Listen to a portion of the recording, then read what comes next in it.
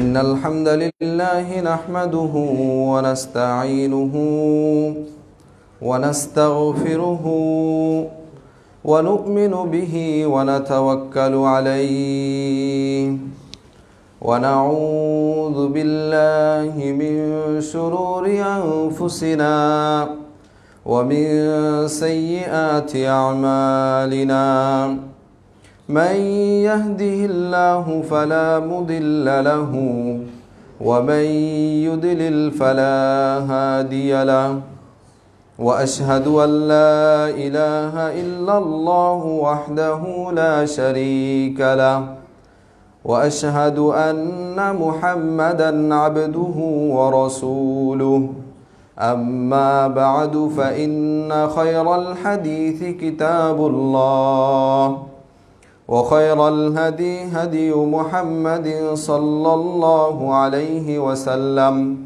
وشر الأمور محدثاتها وكل محدثة بدعة وكل بدعة ضلالة وكل ضلالة في النار أعوذ بالله من الشيطان الرجيم بسم الله الرحمن الرحيم قاف والقرآن المجيد بل عجبوا أن جاءهم منذر منهم فقال الكافرون هذا شيء عجيب أإذا متنا وكنا ترابا ذلك رجع بعيد قد علمنا ما تنقص الأرض منهم وعندنا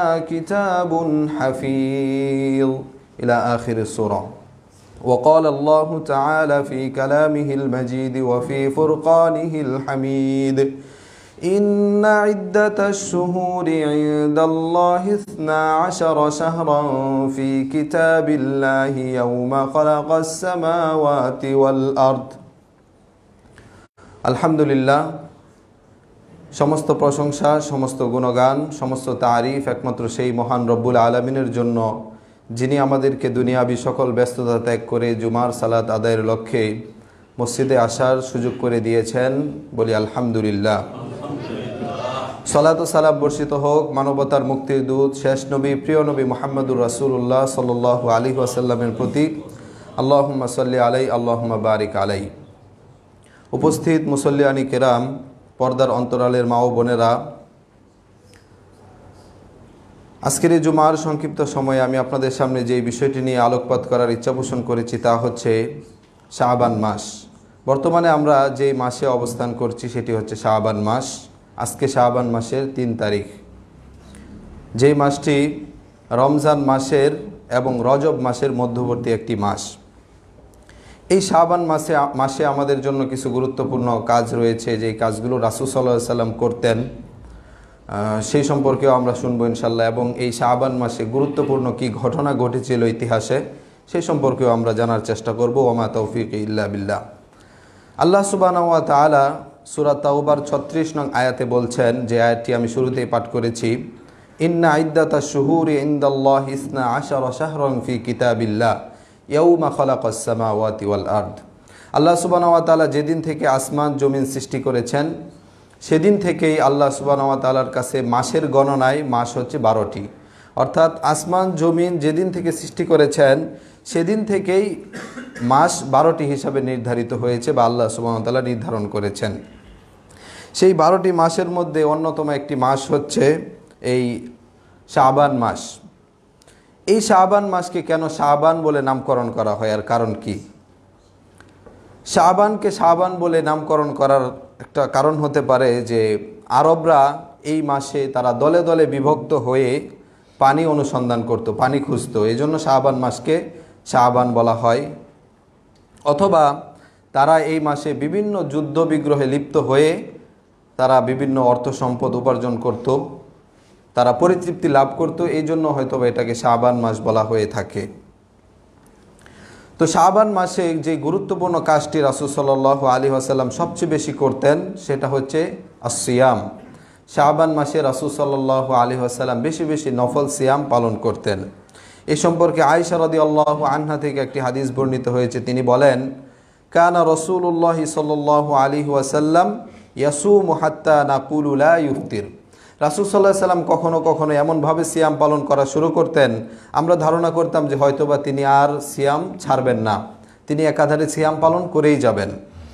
ওয়াইফতিরু হাত্তা নাকুলু লা ইয়াসুমু, এবং তিনি এমনভাবে সিয়াম থেকে বিরত থাকতেন, মনে হতো যেন তিনি মনে হয় আর কখনোই সিয়াম পালন করবেন না। ওমা রাআইতু রাসূলুল্লাহ সাল্লাল্লাহু আলাইহি ওয়াসাল্লাম ইস্তাকমালা সিয়ামা শাহরিন ইল্লা রমাদান। আমি রাসূল সাল্লাল্লাহু আলাইহি সাল্লামকে কোনো মাসেই পুরো মাস ব্যাপকভাবে পুরো মাস রাসূল সাল্লাল্লাহু আলাইহি ওয়াসাল্লাম সিয়াম পালন করেছেন এমন কোনো মাস সম্পর্কে জানি না, শুধুমাত্র রমজান মাস ব্যতীত। তিনি রমজান মাস পুরো মাসই সিয়াম পালন করেছেন। ওমা রাআইতুহু আকসার সিয়ামান মিনহু ফি শাবান, এবং শাবান মাসের চাইতে, রমজান মাসের পরে শাবান মাসের চাইতে বেশি সিয়াম পালন করতে আর কোনো মাসে রাসূল সাল্লাল্লাহু আলাইহি সাল্লামকে দেখিনি। হাদিসটি বর্ণনা করেছেন ইমাম বুখারী রাহিমাহুল্লাহ, সহিহুল বুখারীর 1833 নম্বর হাদিস, সহিহ মুসলিমের 1956 নম্বর হাদিস, এবং সহিহ মুসলিমের আরও একটি বর্ণনায় এসেছে রাসূল সাল্লাল্লাহু আলাইহি ওয়াসাল্লাম সম্পর্কে আয়েশা বলেন, কানা ইয়াসুমু শাবানা কুল্লাহ কানা ইয়াসুমু শাবানা ইল্লা কলিলা। রাসূল সাল্লাল্লাহু আলাইহি ওয়াসাল্লাম শাবান মাসের কিছু অংশ ব্যতীত পুরো শাবান মাসে সিয়াম পালন করতেন, মানে বেশিরভাগ সময়ে সিয়াম পালন করতেন।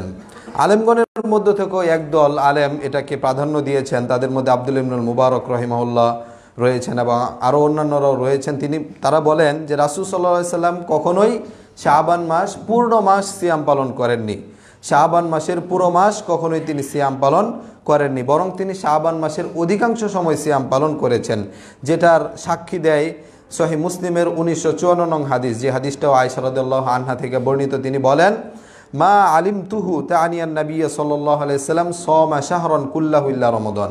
আমি রাসূল সাল্লাল্লাহু আলাইহি সাল্লাম সম্পর্কে জানি না যে তিনি রমজান ব্যতীত অন্য কোনো মাসে পুরো মাস সিয়াম পালন করেছেন। অন্য আরেকটি বর্ণনায় এসেছে, আয়েশা রাদিয়াল্লাহু আনহা বলেন, মা রাআইতুহু সামা শাহরান কামিলান মুনযু কদিমাল মাদিনা ইল্লা ইয়াকুনা রমাদান। রাসূল সাল্লাল্লাহু আলাইহি সাল্লাম যখন থেকে মদিনায় এসেছেন এরপর থেকে কখনোই রমজান ব্যতীত অন্য কোনো মাস পূর্ণ মাসে সিয়াম পালন করেননি, আর সিয়াম ফরজও হয়েছে হিজরতের পরে। তো এই জন্য রাসূল সাল্লাল্লাহু আলাইহি সাল্লাম সহজ কথায় বলতে গেলে রমজান মাস ব্যতীত অন্য কোনো মাসে পূর্ণ মাস তিনি সিয়াম পালন করেননি, বরং শাবান মাসে তিনি সবচেয়ে বেশি সিয়াম পালন করেছেন রমজান মাস ব্যতীত। সহিহ বুখারী এবং মুসলিমে আব্দুল্লাহ ইবনে আব্বাস থেকে হাদিস বর্ণিত হয়েছে, তিনি বলেন, ক্বালা মা সামা রাসূলুল্লাহ সাল্লাল্লাহু আলাইহি ওয়াসাল্লাম শাহরান কামিলান গায়রা রমাদান। রাসূল সাল্লাল্লাহু আলাইহি ওয়াসাল্লাম রমজান ব্যতীত অন্য কোনো পুরো মাস সিয়াম পালন করেননি, শুধুমাত্র রমজানেই পূর্ণ মাস সিয়াম পালন করেছেন। আর আব্দুল্লাহ ইবনে আব্বাস রাদিয়াল্লাহু আনহু তিনি রমজান মাস ব্যতীত অন্য কোনো মাসে পুরো মাস সিয়াম পালন করাটাকেও অপছন্দ করতেন। ইবনে হাজার রাহিমাহুল্লাহ বলছেন যে কানা সিয়ামুহু ফি শাবান তাতাওউআন আকসারু মিন সিয়ামিহি ফিমা সিওয়াহু ওয়া কানা ইয়াসুমু মু'যামু শাবান। রাসূল সাল্লাল্লাহু আলাইহি সাল্লাম অন্যান্য মাসে যেরকম নফল সিয়াম পালন করতেন তার চাইতে বেশি সিয়াম পালন করতেন শাবান মাসে, তিনি শাবান মাসের অধিকাংশ সময়ে সিয়াম পালন করতেন। নাসাইতে আরেকটি হাদিস বর্ণিত হয়েছে, যে হাদিসটি উসামা বিন যায়েদ থেকে বর্ণিত। তিনি বলেন, ক্বালা কুলতু ইয়া রাসূলুল্লাহ লাম আরাকা তাসুমু মিন শাহরিন মিনাশ শুহুরি মা তাসুমু মিন শাবান। হে আল্লাহর রাসূল, আপনি শাবান মাসে যে পরিমাণ সিয়াম পালন করেন এই পরিমাণ সিয়াম আপনাকে আর অন্য কোনো মাসে পালন করতে দেখি নাই। ফাকালা, রাসূল সাল্লাল্লাহু আলাইহি সাল্লাম বললেন, যাকা শাহরুন তাগফুলুন নাসু ফীহি আনহু।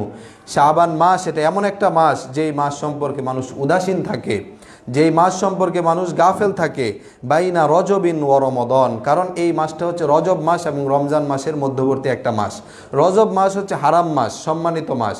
12টি মাসের মধ্যে 4টি মাস হচ্ছে আরবাআতুন মিনহা হুরুম, রজব, তারপরে জিলকদ, জিলহজ এবং মুহররম। এই 4টা মাস হচ্ছে হারাম মাস, যেই হারাম মাসকে আল্লাহ সুবহানাহু ওয়া তাআলা বিশেষভাবে সম্মানিত করেছেন। তো রজব মাস হচ্ছে একটা হারাম মাস, এদিকে রমজান মাস হচ্ছে একটা বাৎসরিক সিয়াম পালনের মাস। এই দুইটা গুরুত্বপূর্ণ মাসের মাঝখানে হচ্ছে শাবান মাস। এই জন্য এই শাবান মাসে মানুষ ওই পাশের দুইটা মাসকে, রজব মাসকে এবং রমজান মাসকে বেশি গুরুত্ব দিতে গিয়ে এই মাসে মানুষ একটু আরামায়েশে সময়টা কাটাতে চায়, একটু মানে ফুর্তিতে থাকতে চায় এই মাসটাতে। এই জন্য মানুষ গাফলতি করে এই মাসে। এই জন্য রাসূল সাল্লাল্লাহু আলাইহি সাল্লাম এই মাসে সবচেয়ে বেশি সিয়াম পালন করতেন। ওহুয়া শাহরুন তুরফাউ ফিহিল আমালু ইলা রাব্বিল আলামিন, এটা হচ্ছে এমন একটা মাস যেই মাসে আল্লাহ সুবহানাহু ওয়া তাআলার কাছে আমলসমূহ উপস্থাপন করা হয়। ওয়া উহিব্বু আইয়ুরফা আমালি ওয়া আনা সাইমুন, আর আমি চাই যে আমার আমলটা আল্লাহ সুবহানাহু ওয়া তাআলার কাছে সিয়াম পালনরত অবস্থায় উপস্থাপন করা হোক। তো এই হাদিসে বলা হচ্ছে যে আল্লাহ সুবহানাহু ওয়া তাআলার কাছে আমল উপস্থাপন করা হয় এই মাসে। আল্লাহ সুবহানাহু ওয়া তাআলার কাছে আমল উপস্থাপন করাটা 3 প্রকারের হতে পারে। আল্লাহ সুবহানাহু ওয়া তাআলার কাছে 3টা প্রকারে বা 3টা ধাপে মানুষের আমল আল্লাহ সুবহানাহু ওয়া তাআলার কাছে পেশ করা হয়। তার মধ্যে একটা হচ্ছে ইয়াউমিয়ান, আরেকটা হচ্ছে উসবুইয়ান, আরেকটা হচ্ছে সানাউইয়ান। ইয়াউমিয়ান অর্থাৎ দৈনিক, আল্লাহ সুবহানাহু ওয়া তাআলার কাছে দৈনিক মানুষদের আমলনামা উপস্থাপন করা হয়। যেই হাদিসটা আবু হুরায়রা রাদিয়াল্লাহু আনহু থেকে বর্ণিত, তিনি বলেন রাদিয়াল্লাহু আনহু ক্বালা রাসূলুল্লাহ সাল্লাল্লাহু আলাইহি ওয়াসাল্লাম, রাসূল সাল্লাল্লাহু আলাইহি ওয়াসাল্লাম বলেছেন, ইয়াতাআকাবুনা ফীকুম মালাইকাতুন বিল-লাইলি ওয়া মালাইকাতুন বিন-নাহার, তোমাদের মাঝে সর্বদাই পালা বদল করে ফেরেশতারা দিনে এবং রাতে তোমাদের মাঝে আগমন করতে থাকে। ওয়াজতামিউনা ফি সলাতি সুবহি ওয়া সলাতিল আসর, এবং ফেরেশতারা একত্রিত হয় ফজরের সালাতের সময় এবং আসরের সালাতের সময়। ফজরের সালাতের সময় যখন ফেরেশতারা আসে আসমান থেকে, সুম্মা ইয়ারুজুল্লাযিনা বাতু ফীকুম, সারা রাত যে সমস্ত ফেরেশতারা ছিল তারা তখন আল্লাহ সুবহানাহু ওয়া তাআলার কাছে চলে যায়। আরেক দল ফেরেশতা চলে আসেন ফজরের সময়, যারা সারা দিন মানুষদের কাজকর্ম লিপিবদ্ধ করার জন্য নিয়োজিত থাকে। আবার আসরের সময় একদল ফেরেশতা অবতীর্ণ হন, তারা সারা রাত অবস্থান করবেন, এবং যারা সারা দিন ছিলেন সকাল থেকে নিয়ে তারা আল্লাহ সুবহানাহু ওয়া তাআলার কাছে চলে যান।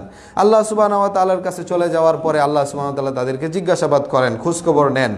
আল্লাহ বলেন, কাইফা তারাকতুম ইবাদি, আমার বান্দাদেরকে কি অবস্থায় তোমরা রেখে আসলে। যদিও আল্লাহ সুবহানাহু ওয়া তাআলা তাদের চাইতে ভালোভাবেই বান্দার অবস্থা জানেন, তারপরেও তিনি তাদেরকে জিজ্ঞেস করছেন যে তোমরা কিভাবে আমার বান্দাদেরকে রেখে এসেছো। তো তারপরে ফেরেশতারা বলেন যে ফায়াকুলুনা তারাকনাহুম ওয়া হুম ইউসাল্লুন, আমরা তাদেরকে রেখে এসেছি এমত অবস্থায় যে তারা সালাত আদায় করছে।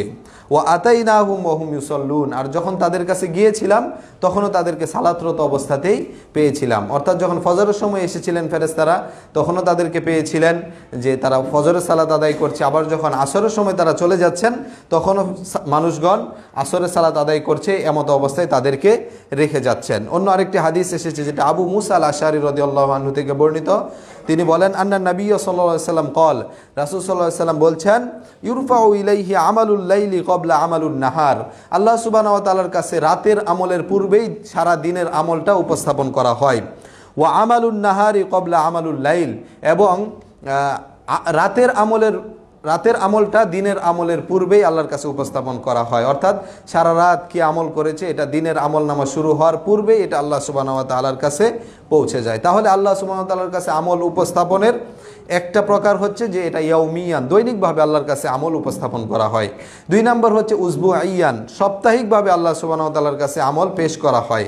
এটাও আবু হুরায়রা রাদিয়াল্লাহু আনহু থেকে বর্ণিত, তিনি বলেন রাসূল সাল্লাল্লাহু আলাইহি সাল্লাম বলেছেন, তুরাদুল আমালু আলাল্লাহি ইয়াউমাল ইসনাইন ওয়াল খামিস, আল্লাহ সুবহানাহু ওয়া তাআলার কাছে প্রতি সপ্তাহে বৃহস্পতিবার এবং সোমবার এবং বৃহস্পতিবার এই দুদিন আল্লাহ সুবহানাহু ওয়া তাআলার কাছে মানুষদের আমলনামা উপস্থাপন করা হয়। ফা উহিব্বু আইয়ুরাদা আমালি ওয়া আনা সাইমুন, আর আমি চাই যে আমি রোজা রাখা অবস্থায়, সিয়াম পালন করা অবস্থায় আমার আমলটা আল্লাহ সুবহানাহু ওয়া তাআলার কাছে পেশ করা হোক।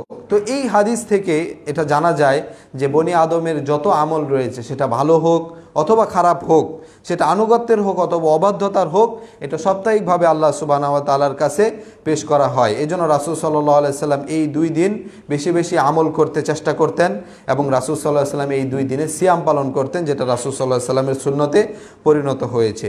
তাহলে 2 নাম্বারটা ছিল হচ্ছে সাপ্তাহিকভাবে মানুষের আমলনামা আল্লাহ সুবহানাহু ওয়া তাআলার কাছে পেশ করা হয়। 3 নম্বর হচ্ছে সানাবিয়ান, বাৎসরিক আল্লাহ সুবহানাহু ওয়া তাআলার কাছে আমলনামা উপস্থাপন করা হয়, আর সেটাই হচ্ছে এই শাবান মাসে। যেই শাবান মাসের হাদিসটা আমরা পড়েছি, হাদিসটা উসামা বিন যায়েদ থেকে বর্ণিত, রাসূল সাল্লাল্লাহু আলাইহি ওয়াসাল্লাম বলেছেন, ওয়া শাহরুন তুরফাউ ফীহিল আমাল, এই শাবান মাস এটা এমন এক মাস যেই মাসে মানুষদের সকল আমলনামা পেশ করা হয়। অর্থাৎ 1 বছরের আমলনামা আল্লাহ সুবহানাহু ওয়া তাআলার কাছে পেশ করা হয়। এরপরে রমজান মাস থেকে আল্লাহর সাথে বান্দার এক নতুন অধ্যায় শুরু হয়, আমলের নতুন হিসাব শুরু হয়। এই শাবান মাসে তাদের এক হিসাব শেষ হয় 1 বছরের, আর রমজান মাসে তাদের আবার নতুন হিসাব শুরু হয়। তাহলে আমরা এই শাবান মাসে এমন একটা গুরুত্বপূর্ণ মাসে অবস্থান করছি, যেই মাসে আমরা বিগত 12 মাস 11 মাস কি আমল করেছি এটা এই মাসে আল্লাহ সুবহানাহু ওয়া তাআলার কাছে উপস্থাপন করা হবে। এই জন্য রাসূল সাল্লাল্লাহু আলাইহি ওয়াসাল্লাম এই মাসে বেশি বেশি সিয়াম পালন করতেন। আমরাও বেশি বেশি এই মাসে সিয়াম পালন করার চেষ্টা করব ইনশাআল্লাহ। ইবনু রজব রহিমাহুল্লাহ বলছেন, সিয়ামু শাবান আফযলু মিন সিয়ামিল আশহুরিল হুরুম। আশহুরুল হুরুম যেটা রয়েছে 4টি মাস, সম্মানিত মাস, এই সম্মানিত মাসগুলোর চাইতে শাবান মাসে সিয়াম পালন করাটা অধিক উত্তম। এবং কারণ এটা উত্তম হওয়ার কারণ হচ্ছে রমজান মাসের আগে, এই মাসটা হচ্ছে রমজান মাসের আগে, এই রমজান মাসে আগে হওয়ার কারণে এই মাসে সিয়াম পালন করা উত্তম। ঠিক যেমনভাবে এটা হচ্ছে ওই সুনানে রাতেবা যেগুলো রয়েছে, ফরজ সালাতের পূর্বে বা পরে যে সুন্নতগুলো রয়েছে, এই সুন্নতগুলো সাধারণ নফল নামাজের চাইতে, সাধারণ যে নফল সালাত আছে এই নফল সালাতগুলোর চাইতেও যেই সালাতগুলো রমজান এই ফরজ সালাতের আগে অথবা পরে, যেগুলোকে সুনানে রাওয়াতেব বলা হয়, রাতেবা বলা হয়, ওইগুলোর গুরুত্ব বিশেষভাবে যেমন রয়েছে। কোনো হাদিসে এসে যে রাসূল সাল্লাল্লাহু আলাইহি ওয়াসাল্লাম বলেছেন যে কেউ যদি দিনে রাতে 12 রাকাত সুনানে রাতেবা যদি কেউ পালন করে, বাস্তবায়ন করে, আদায় করে, তাহলে তার জন্য জান্নাতে একটি ঘর নির্মাণ করা হবে। সুবহানাল্লাহ। তাহলে ফরজ সালাতের আগে এবং পরে হওয়ার কারণে এই সুনানে রাতেবার অন্যান্য নওয়াফিল, অন্যান্য নফল সালাতের চাইতে এটার বিশেষ মর্যাদা রয়েছে। অনুরূপভাবে রমজান মাসের আগের মাস শাবান মাস হওয়ার কারণে এই মাসে সিয়াম পালন করাটা বেশি মর্যাদাপূর্ণ, এবং রমজান মাসের পরে যে শাওয়ালের যে 6টা সিয়াম আছে সেটাও গুরুত্বপূর্ণ রমজান মাসের পাশাপাশি হওয়ার কারণে। এছাড়া রমজান মাসের পাশাপাশি চাইতে দূরে, অর্থাৎ অন্য কোনো মাসে 3 মাস 4 মাস 5 মাস পর ওই মাসগুলোতে সিয়াম পালন করা শাবান মাসে সিয়াম পালন করার চাইতে এতটা বেশি মর্যাদাপূর্ণ না যতটা শাবান মাসে সিয়াম পালন করাটা মর্যাদাপূর্ণ। কারণ রাসূল সাল্লাল্লাহু আলাইহি ওয়াসাল্লাম বলেছেন, শাবান এমন একটি মাস যেই মাসে ইয়াগফুলুন নাস, মানুষেরা গাফেল হয়ে যায়, অমনোযোগী হয়ে যায়। এইটা রজব এবং রমজান মাসের মধ্যবর্তী।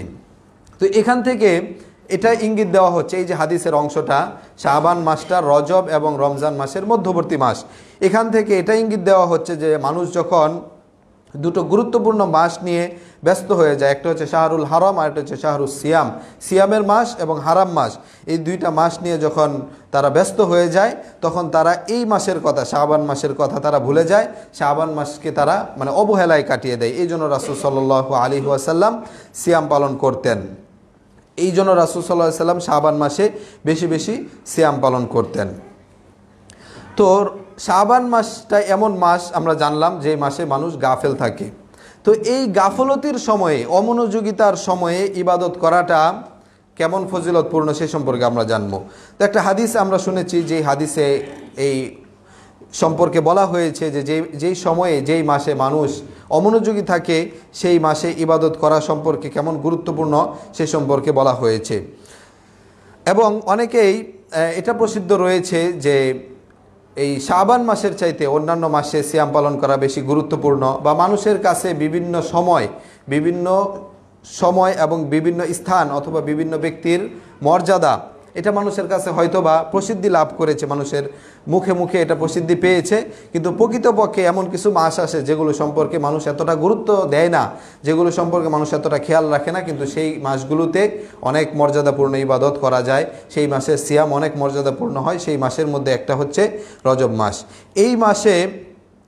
এই মাসে ইবাদত করাটা, এটা সালাফগণের একদল তারা এই মাসে বেশি বেশি ইবাদত করতেন, রাসূল সাল্লাল্লাহু আলাইহি সাল্লামের পরে এই মাসে একদল ইবাদত করতেন। এমনকি আরও ওয়াক্তুল গাফলা যেগুলো রয়েছে, যেই সময়ে মানুষ গাফেল হয়ে যায়, ওই সময়ে সালাফগণ বেশি বেশি ইবাদত করতেন। যেমন কিছু কিছু সালাফ তারা মা বাইনাল আইশা আইন, অর্থাৎ মাগরিবের সালাত এবং এশার সালাতের মধ্যবর্তী সময়টাকে তারা ইবাদতের মধ্যে পার করতেন, সালাত আদায় করা বা বিভিন্ন কোরআন তেলাওয়াত করা অথবা বিভিন্ন ইবাদত করার মাধ্যমে তারা এটা পার করতেন। কারণ মাগরিবের সালাত আদায় করার পরে মানুষ খাওয়া দাওয়া বা বিভিন্ন কাজে ব্যস্ত হয়ে যায় এশার সালাতের আগ পর্যন্ত, এই সময়টা মোটামুটি গাফলতির মধ্যে চলে যায়। এই জন্য সালাফগণ এই গাফলতির সময়টাকে তারা ইবাদতে কাজে লাগাতেন।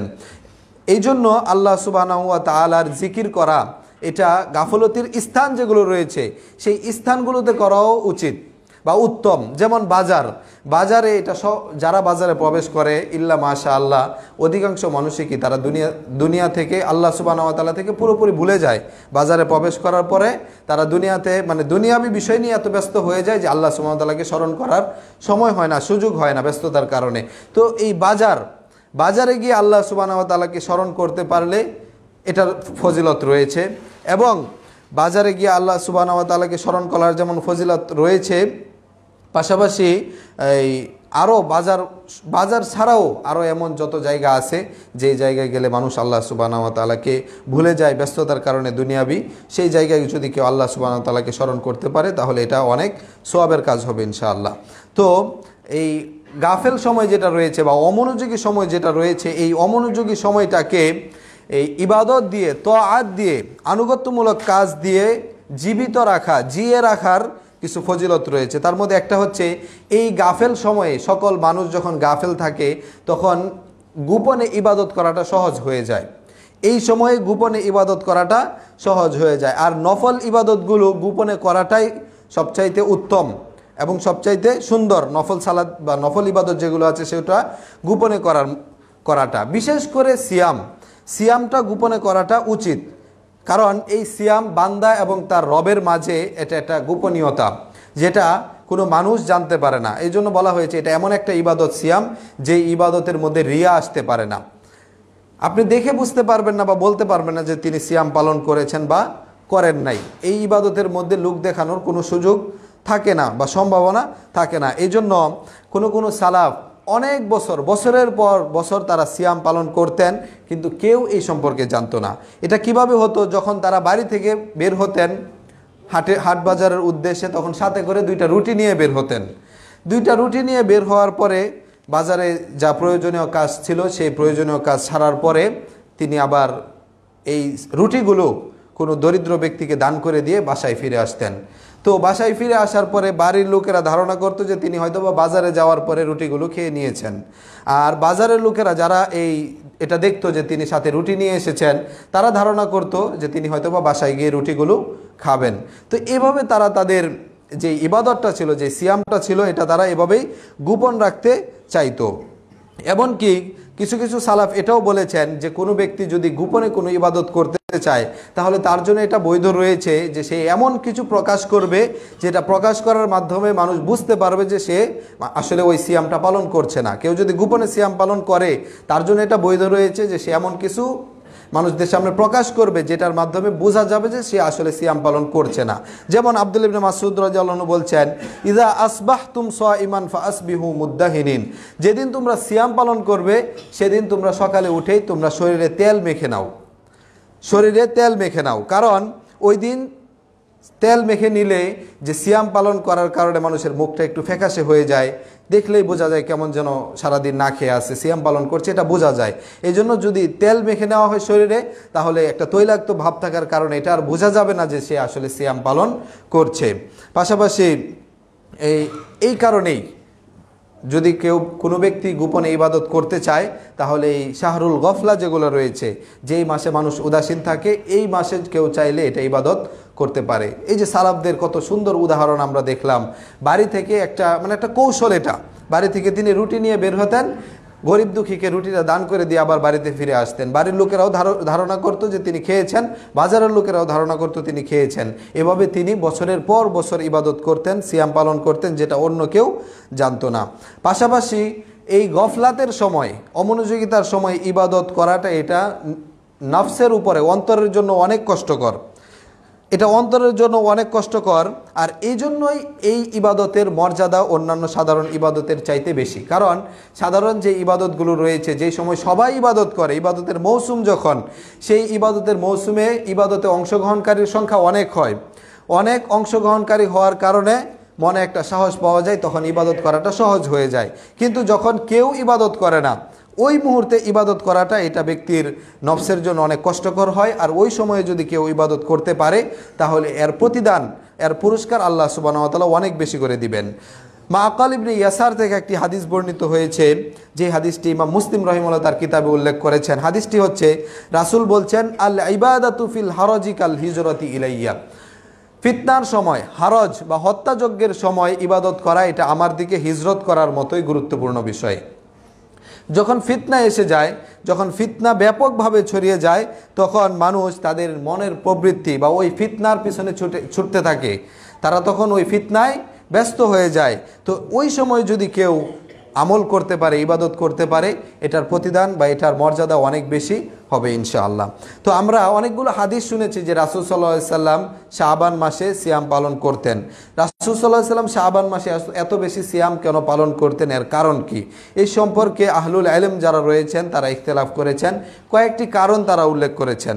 এক নম্বর কারণ হচ্ছে আন্নাহু কানা ইয়াশতাগিলু আন সাওমি সালাসাতি আইয়ামিন মিন কুল্লি শাহরিন লিসাফারিন আও গায়রিহি ফাতাজতামিউ ফায়াক্তাযিহা ফি শাবান।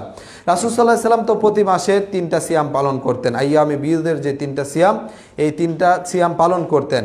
তবে কখনো কখনো রাসূল সাল্লাল্লাহু আলাইহি সাল্লাম সফরে থাকার কারণে বা অন্য কোনো ব্যস্ততা থাকার কারণে এই সিয়ামগুলো তিনি যখন পালন করতে পারতেন না, অথবা রাসূলের অন্যান্য যে সিয়ামগুলো ছিল যেগুলো হয়তো বা কোনো ব্যস্ততার কারণে তিনি পালন করতে পারেননি, সেটা তিনি শাবানে পূর্ণ করতেন। কারণ রাসূল সাল্লাল্লাহু আলাইহি ওয়াসাল্লাম যদি কোনো নফল ইবাদতও করতেন, সেটাকে তিনি ধারাবাহিকভাবে করে যেতেন, এবং এটা যদি ছুটে যেত তাহলে সেটা তিনি কাজা আদায় করতেন। তো এটা তিনি শাবান মাসে করতেন। এটা হচ্ছে একটা কথা, একটা কারণ হিসাবে আলেমগণ বলেছেন।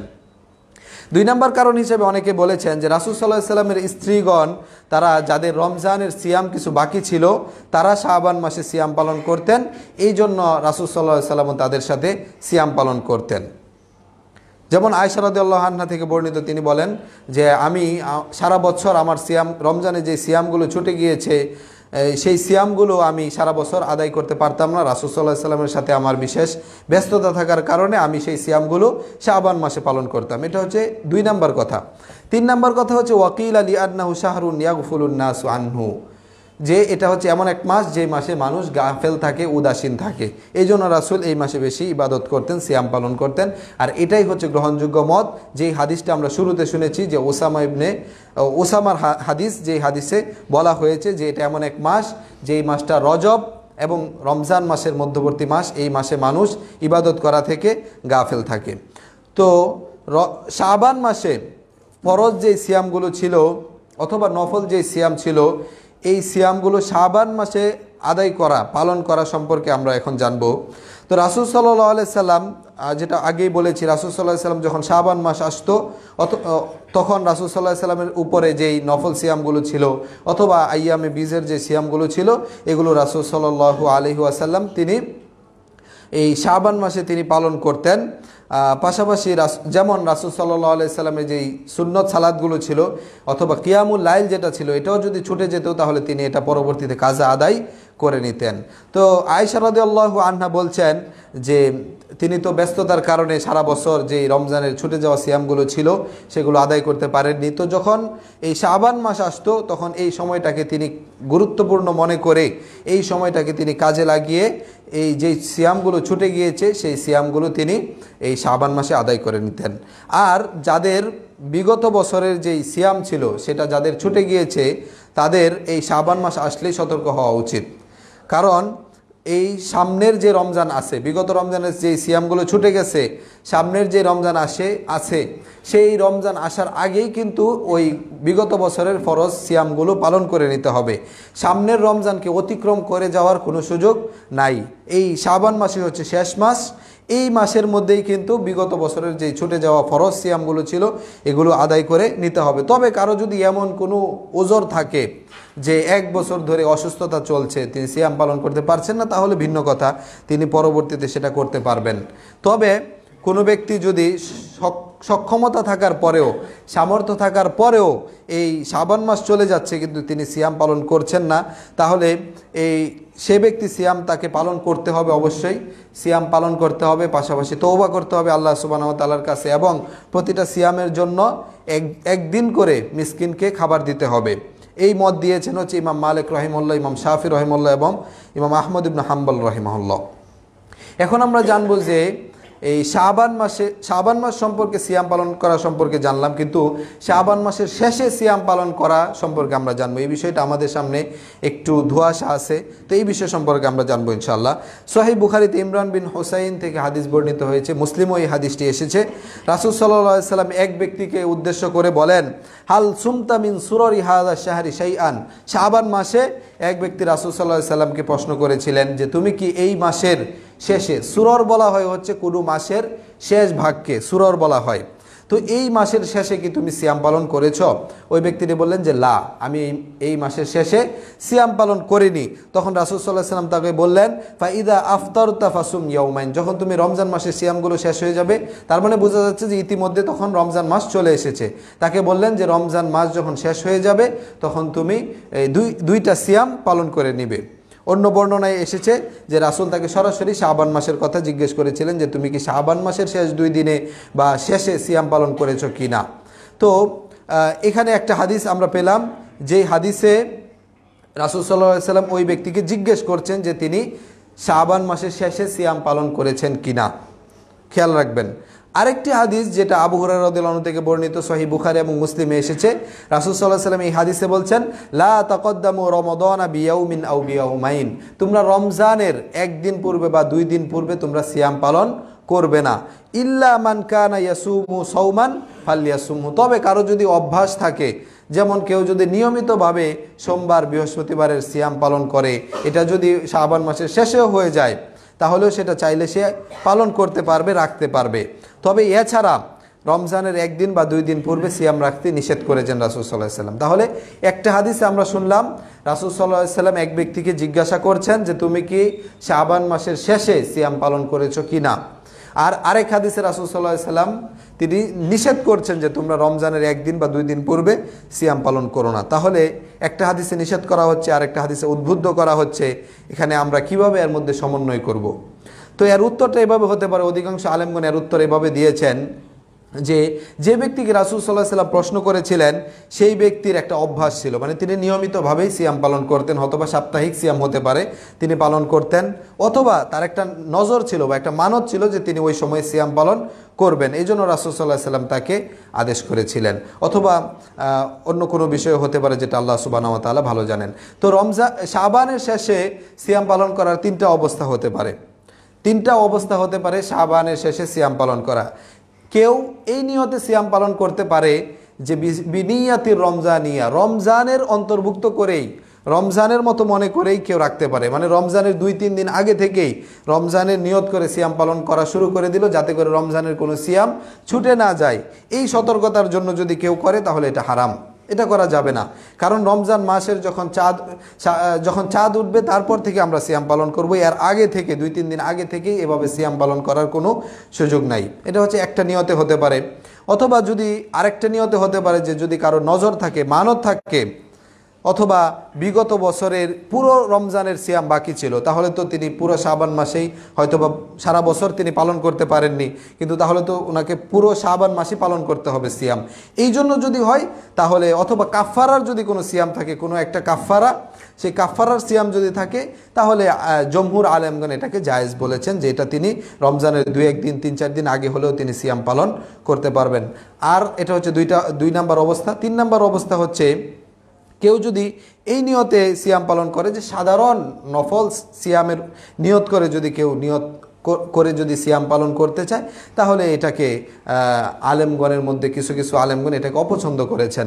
যে সমস্ত আলেমগণ বলেছেন যে শাবান এবং রমজানের মধ্যে স্পষ্ট একটা পার্থক্য যেন বোঝা যায়, এই সময় সিয়াম পালন করা থেকে বিরত থাকতে হবে, যেন একটা পার্থক্য বোঝা যায় যে একটা নফল সিয়াম আর হচ্ছে ফরজ সিয়াম, দুইটার মধ্যে যেন পার্থক্য বোঝা যায়। এই সমস্ত আলেমগণ তারা বলেছেন যে ওই সময়ে সাধারণ নফল সিয়াম পালন করাটা উচিত নয়। তো আমরা শাবান মাসে সিয়াম পালন করার বা শেষে সিয়াম পালন করার 3টা অবস্থা, সেই 3টা অবস্থা সম্পর্কে জানলাম। তো কিছু আলেমগণ সেটাকে অপছন্দ করেছেন, এই সম্পর্কে আমরা শুনলাম। তো সরাসরি রমজান মাসের পূর্বে 1 দিন বা 2 দিন পূর্বে সিয়াম পালন করাটা এটা অপছন্দনীয়। কেউ এটা প্রশ্ন করতে পারে যে কেন এটা অপছন্দনীয়। এর উত্তরটা 2 ভাবে হতে পারে। এর উত্তরটা যেটা আগেই বলেছি যে রমজান মাসের অন্তর্ভুক্ত নয় এমন দিনগুলোকেও রমজান মাস মনে করে রমজান মাসের অন্তর্ভুক্ত করে বেশি সিয়াম পালন করা এই জন্য নিষিদ্ধ হতে পারে। যেমনটি রাসূল সাল্লাল্লাহু আলাইহি ওয়াসাল্লাম নিষেধ করেছেন ঈদের দিনে সিয়াম পালন করা। রমজান মাস শেষ, শাওয়াল মাস শুরু হয়ে গেছে, প্রথম দিনে ঈদ, ওই দিনে সিয়াম পালন করার সুযোগ নাই, যেন বোঝা যায় যে রমজান ফরজ মাস শেষ হয়ে গিয়েছে, এখন মানুষরা স্বাভাবিক অবস্থায় ফিরে এসেছে, এই জন্য হতে পারে। কিন্তু আহলুল কিতাব যারা ছিল তারা তাদের সিয়ামের ব্যাপারে বাড়াবাড়ি করেছিল, তারা তাদের নিজেদের মত অনুযায়ী কিছু সিয়াম কমিয়ে বাড়িয়ে নিয়েছিল, এই জন্য রাসূল সাল্লাল্লাহু আলাইহি ওয়াসাল্লাম এটা থেকে নিষেধ করেছেন। পাশাপাশি রাসূল ইয়াউমুশ শাক অর্থাৎ সন্দেহের দিন থেকেও সিয়াম পালন করা থেকে বিরত থেকেছেন। যেই সন্দেহের দিন মানে রমজানের আগে, ওই দিনে চাঁদ দেখা যায়নি, কিন্তু এমন এক ব্যক্তি এসে সংবাদ দিল যে চাঁদ দেখা গিয়েছে, কিন্তু তার কথাটা নির্ভরযোগ্য না, তাহলে ওই ক্ষেত্রে ওই ইয়াউমুশ শাক যেটা রয়েছে সেই ইয়াউমুশ শাকে সিয়াম পালন করা যাবে না। আর যদি ইয়াউমুল গুয়ুম হয়, মেঘাচ্ছন্ন দিন হয়, রমজানের শেষের দিকে 29তম দিনে মেঘাচ্ছন্ন দিন, বোঝা যাচ্ছে না যে এই শাওয়ালের চাঁদ উঠে যাচ্ছে কিনা, তাহলে 30 দিন পূর্ণ করতে হবে, ওই দিনে সিয়াম ছেড়ে দেওয়া যাবে না। এটা একটা অর্থ হতে পারে। আর 2 নম্বর ব্যাখ্যা হতে পারে যে ফরজ এবং নফল ইবাদতের মধ্যে পার্থক্য করা। শাবান মাসের শেষে সিয়াম পালন করা বা রমজান মাসের আগে 2-1 দিন আগে সরাসরি সিয়াম পালন করাটা কেন অপছন্দনীয়, এর একটা কারণ হতে পারে যেটা বলেছি, যে নফল এবং ফরজ ইবাদতের মধ্যে পার্থক্য করা। যেমন রাসূল সাল্লাল্লাহু আলাইহি সাল্লাম আদেশ করেছেন যে ফরজ সালাত এবং সুন্নত সালাত বা নফল সালাতের মধ্যে যেন একটা পার্থক্য বোঝা যায়। তো একদিন রাসূল সাল্লাল্লাহু আলাইহি ওয়াসাল্লাম সালাতে আসছিলেন, ইতিমধ্যে একামত হয়ে গিয়েছে ফজরের সালাতে। তো রাসূল সাল্লাল্লাহু আলাইহি ওয়াসাল্লাম দেখলেন যে একামত হয়ে যাওয়ার পরেও একজন লোক সালাত আদায় করছে। তো রাসূল সাল্লাল্লাহু আলাইহি ওয়াসাল্লাম তাকে বললেন, সুবহু আরবাআন, ফজরের সালাত কি 4 রাকাত নাকি? মানে তিনি এই সুন্নত চালিয়ে যাচ্ছেন, একামত হয়ে গেছে, সালাত শুরু হয়ে যাচ্ছে, তিনি সুন্নত পড়েই যাচ্ছেন। ইযা উকিমাতিস সালাহ ফালা সালাতা ইল্লাল মাকতুবা, যখন ফরজ সালাতের একামত হয়ে যাবে তখন ফরজ সালাত ব্যতীত আর কোনো সালাত নাই, ফরজ সালাত ছেড়ে দিতে হবে। এজন্য ফজরের সালাতের যেই সুন্নতটা রয়েছে এই সুন্নতটা বাড়িতে পড়া উত্তম, এবং এই সুন্নতের পরে কিছুক্ষণ বিশ্রাম করা, শুয়ে থাকা, এটাও জায়েজ রয়েছে, যাতে করে, কারণ ফজরের সালাতে মানুষ ক্লান্তি থাকে, এই সুন্নতটা পড়ার পরেই তারা ফরজ সালাতটা পড়ে নিতে চায়, এজন্য যেন একটু সময় বিরতি নেয়, সুন্নত সালাতটা পড়ার পরে একটু বিরতি নেওয়ার পরে তারপরে যেন ফরজ সালাতটা আদায় করে, যাতে করে একটা ফরজ এবং নফলের মধ্যে যেন একটা পার্থক্য বোঝা যায়। তো এই রমজান মাসের শেষে সিয়াম পালন করা, এই শাবান মাসের শেষে সিয়াম পালন করাটা এটা অপছন্দনীয়। এখানে অনেকে এটা মনে করতে পারে, বা যারা আসলে সঠিক বুঝটা যাদের মধ্যে নেই তারা হয়তো এটা ধারণা করতে পারে যে রমজানের পূর্বে এই কয়েকটা দিন সিয়াম পালন করাটাকে অপছন্দনীয় করা হয়েছে এই জন্য, যাতে করে মানুষরা ভালো করে খানাপিনা করে নিতে পারে, ভালো করে যেন খেয়ে নিতে পারে, কারণ কিছুদিন পরেই তো তাদের জন্য খাদ্য পানীয় এটা দিনের বেলায় নিষেধ হয়ে যাবে, এটা অনেকে ধারণা করতে পারে। আসলে বিষয়টা এমন না, বরং ফরজ এবং নফল সালাতের মধ্যে যেন একটা পার্থক্য বোঝা যায়, এই জন্য রাসূল সাল্লাল্লাহু আলাইহি সাল্লাম এটা বলেছেন। তো এখন আমরা জানবো হচ্ছে যে এই শাবান মাসে গুরুত্বপূর্ণ কি ঘটনাগুলো ঘটেছিল, সংক্ষেপে জানার চেষ্টা করব। শাবান মাসে যে গুরুত্বপূর্ণ ঘটনাগুলো ঘটেছিল তার মধ্যে একটা ছিল হচ্ছে কিবলা পরিবর্তনের ঘটনা, যেটা খুবই গুরুত্বপূর্ণ একটি অংশ ইসলামের। এই শাবান মাসেই মসজিদুল আকসা থেকে মসজিদুল হারাম বাইতুল্লাহর দিকে এই কিবলা পরিবর্তন হয়েছিল, যেটা হয়েছিল হচ্ছে হিজরতের দ্বিতীয় হিজরি বর্ষে এটা হয়েছিল। রাসূল সাল্লাল্লাহু আলাইহি ওয়াসাল্লাম তিনি বাইতুল মুকাদ্দাসের দিকে ফিরে সালাত আদায় করতেন প্রথম যুগে, এমনকি তিনি হিজরত করার পরেও, মক্কাতে তো সালাত আদায় করেছেনই 13 বছর, হিজরত করার পরেও রাসূল সাল্লাল্লাহু আলাইহি ওয়াসাল্লাম 1 বছর 6 মাস, 1 বছর 7 মাস, অথবা 14 মাস 15 মাস এই ধরনের সময় তিনি মদিনাতে যাওয়ার পরেও তিনি বাইতুল মুকাদ্দাসকে কেন্দ্র করে সালাত আদায় করেছেন। এরপরে রাসূল সাল্লাল্লাহু আলাইহি ওয়াসাল্লাম, এটা ছিল রাসূলের প্রথম কিবলা, ইসলামের প্রথম কিবলা ছিল হচ্ছে বাইতুল মুকাদ্দাস, কিন্তু রাসূল সাল্লাল্লাহু আলাইহি ওয়াসাল্লামের মনে সবসময় একটা চাওয়া ছিল যে তিনি বাইতুল্লাহর দিকে ফিরে সালাত আদায় করবেন। রাসূল সাল্লাল্লাহু আলাইহি ওয়াসাল্লাম এই জন্য সবসময় তার দৃষ্টিটাকে আকাশের দিকে তুলতেন, আকাশের দিকে তিনি তাকিয়ে থাকতেন, কারণ তার ওইখান থেকে ইচ্ছা ছিল যে বাইতুল্লাহর দিকে তার কিবলাটাকে ঘুরিয়ে দেওয়া হবে।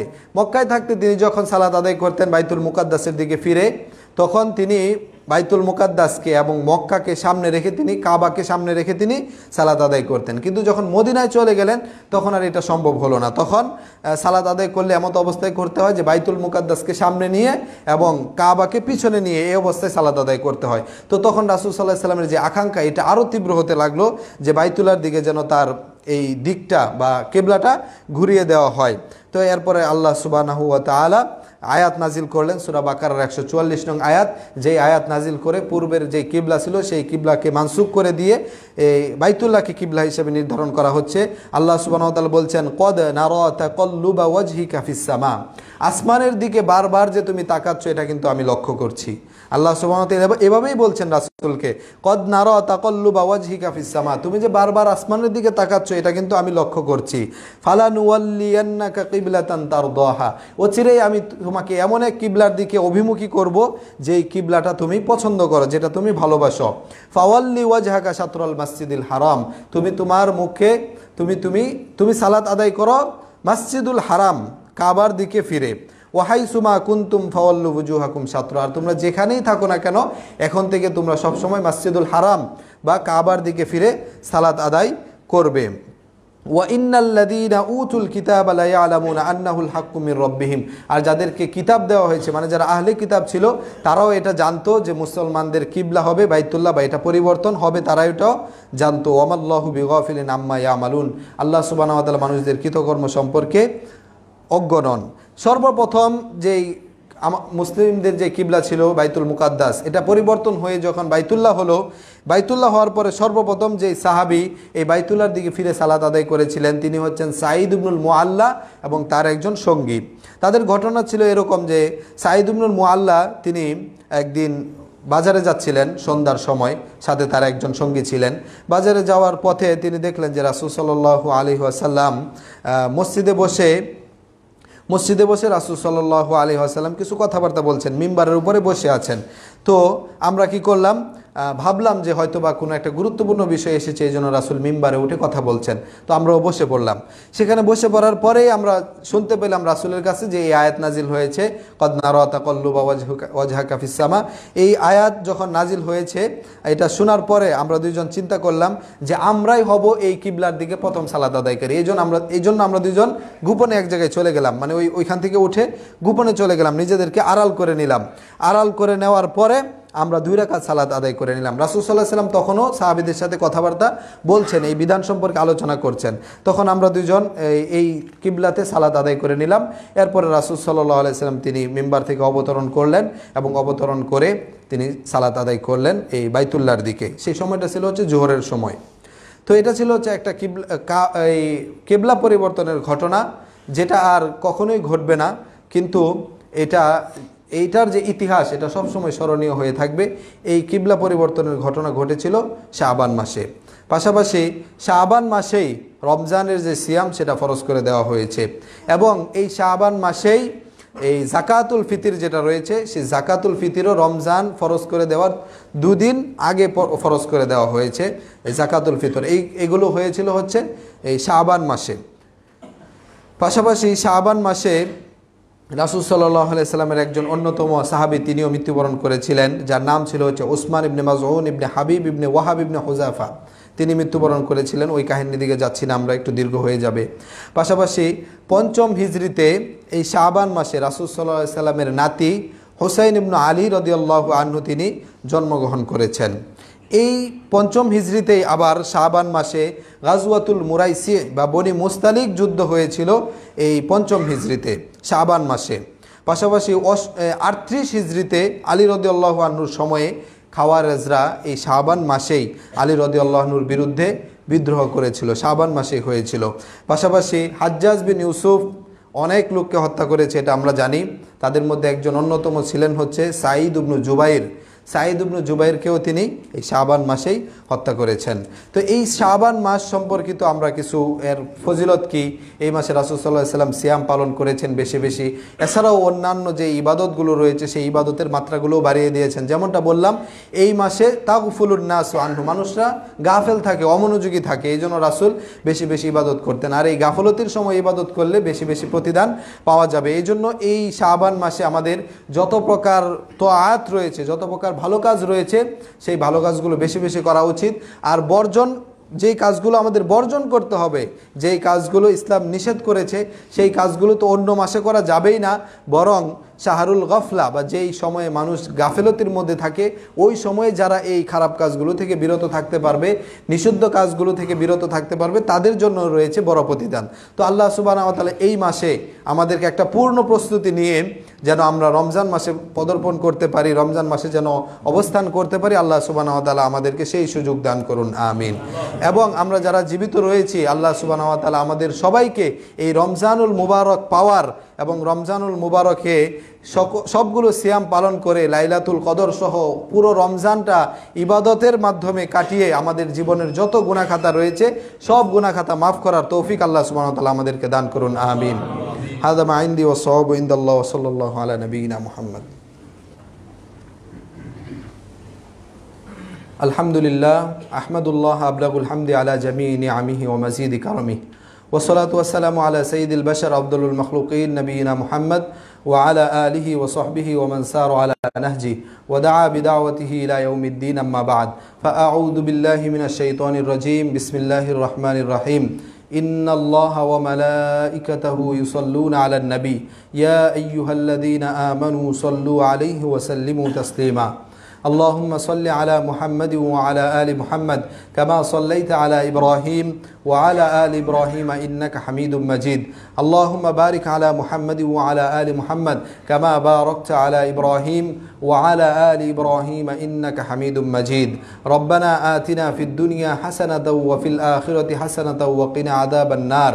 ربنا آتنا في الدنيا حسنة وفي الآخرة حسنة وقنا عذاب النار. ربنا لا تزغ قلوبنا بعد إذ هديتنا وهب لنا من لدنك رحمة إنك أنت الوهاب.